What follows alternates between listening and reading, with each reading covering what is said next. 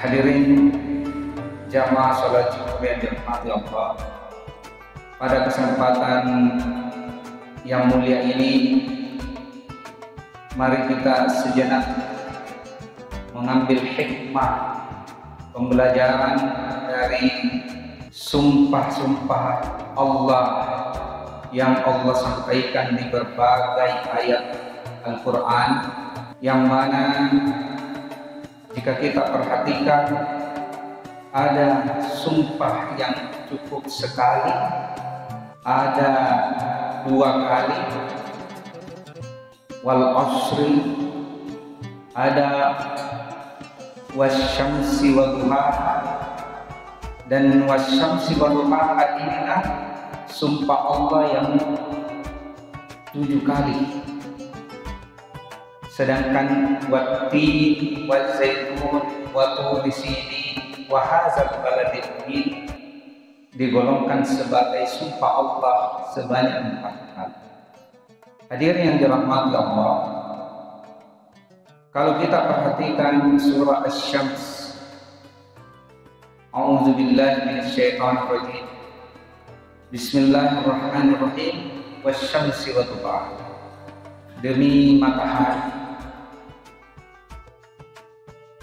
wal qamari iza talaha, demi bulan, wan nahari iza jallaha, demi siang, wal laili iza yaghsha,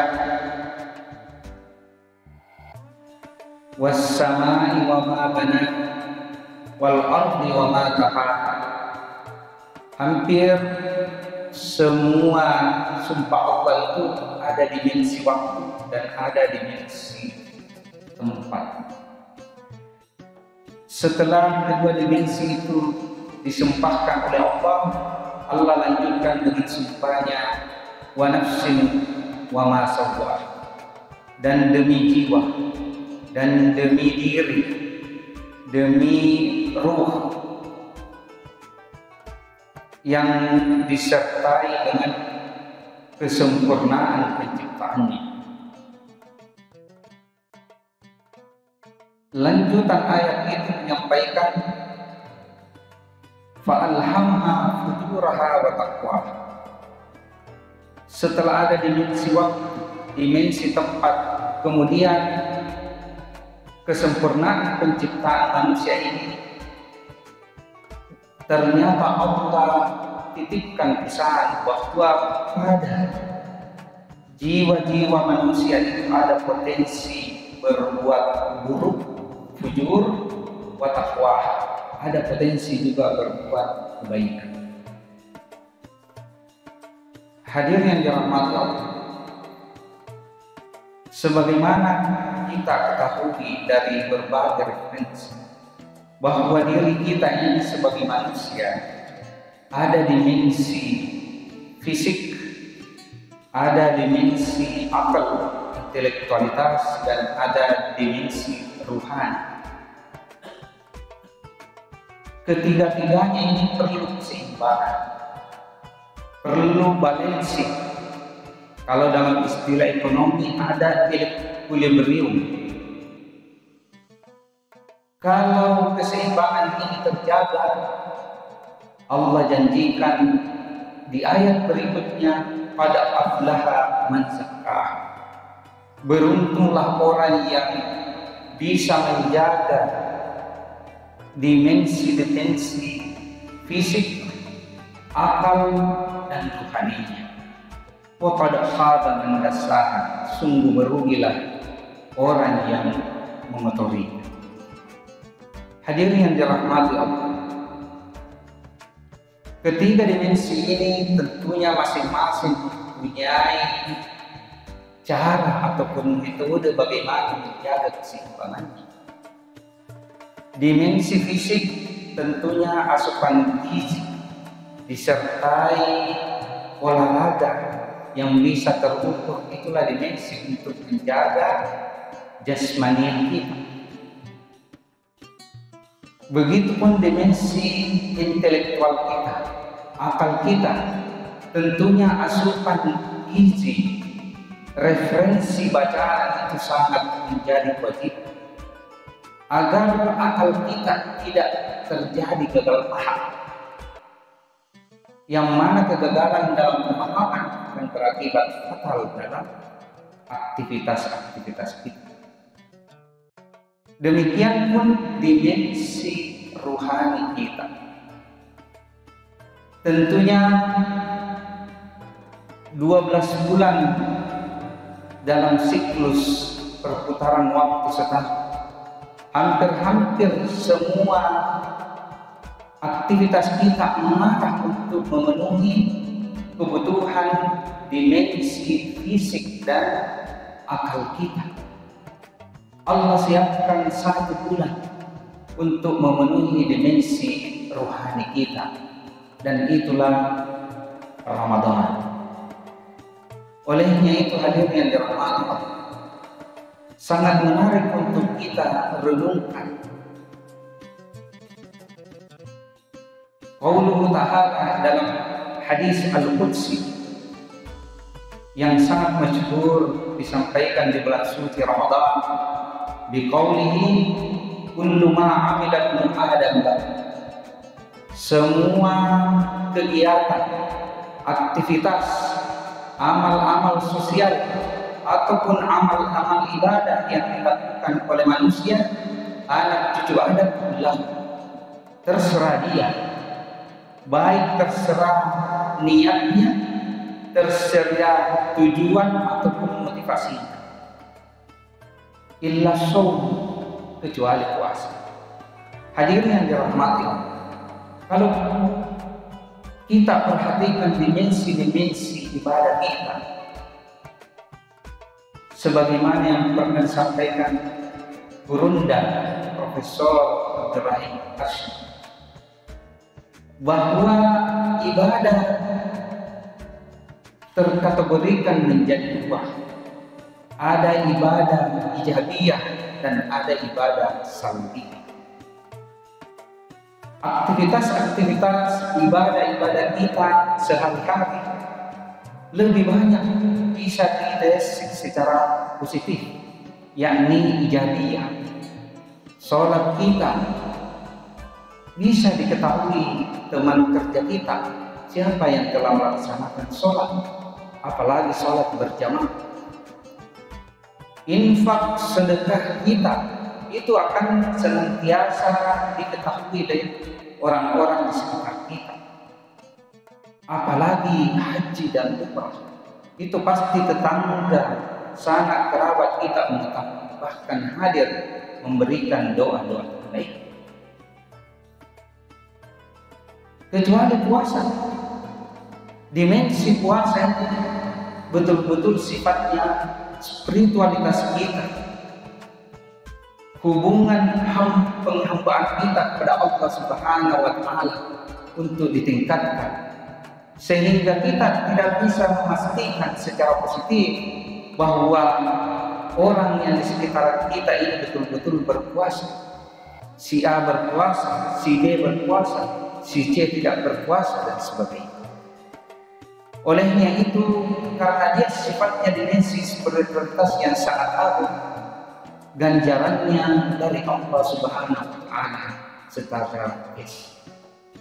Fasawli, puasa adalah untuk puasa, tidak bisa untuk siapa, untuk dia, untuk atasan, untuk bos dan sebagainya.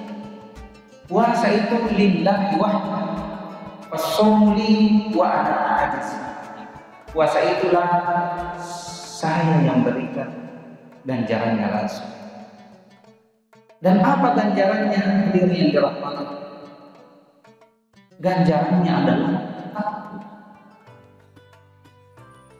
Berbagai dimensi yang terkandung dalam takwa. Dalam berbagai kesempatan kita sering mendengarkan istilah ketaatan, taatullah. Ada dimensi ma'iyat Allah, kebersamaan Allah, dan ada dimensi al-ikhlas billah. Hadirin yang dirahmati Allah, Ikhlas salah satu dimensi yang terkandung dalam takwa, dan itu merupakan tirakat yang sangat berat kita, apalagi di era kemajuan teknologi saat ini.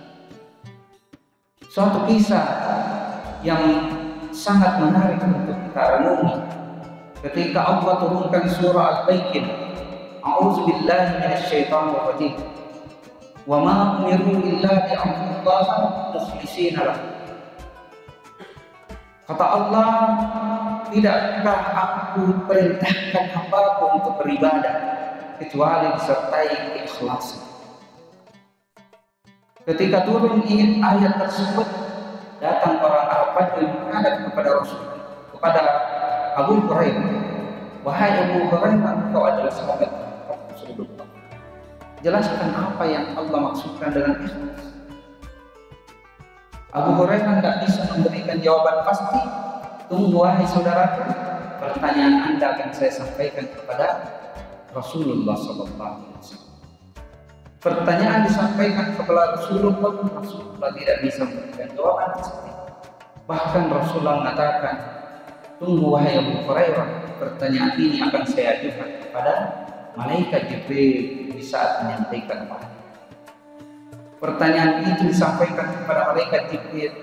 Malaikat Jibril tidak memberikan jawaban yang memastikan. Bahkan malaikat Jibril menyampaikan kepada Rasulullah, wahai Rasulullah, saya akan pertanyakan kepada Allah Subhanahu wa Ta'ala apa yang dimaksudkan wa ma umiru illa liya'budullaha mukhlishina lahu. Dan pertanyaan itu pun sampai kepada Allah. Jawaban Allah kepada malaikat Jibril, ya Jibril, al-ikhlasu sirri asrar. Ketahui wahai Jibril, rahasia ikhlas adalah rahasia. Rahasia daripada rahasia wa taqwa fi qalbi ibadi man yasha. Saya letakkan ikhlas itu di sanubari hati hamba-hamba yang paling dalam yang saya punya, agar tidak diganggu oleh siapa. Mungkin istilah kita agar tidak terupload di media sosial. Nah, itulah tantangannya yang luar biasa saat ini. Olehnya itu, keikhlasan adalah buah daripada ketakwaan, di mana dimensi takwa di bulan suci Ramadan merupakan misi yang terbesar daripada disyariatkannya berpuasa di bulan suci Ramadan.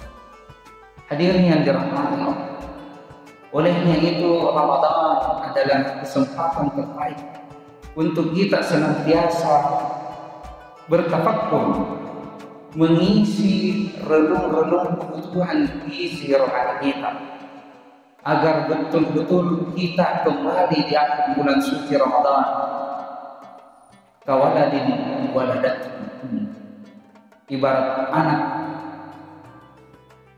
yang baru kembali dilahirkan oleh ibunya, tiada dosa dan tiada kesalahan.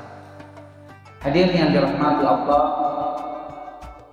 olehnya itu mari kita senantiasa memanfaatkan waktu 20 terakhir daripada bulan suci Ramadan tahun ini, yang mana hari ini adalah hari 10. Tentunya berbagai amalan-amalan ibadah yang sifatnya sunnah maupun yang wajib yang bisa kita hadirkan dalam kehidupan kita sehari-hari.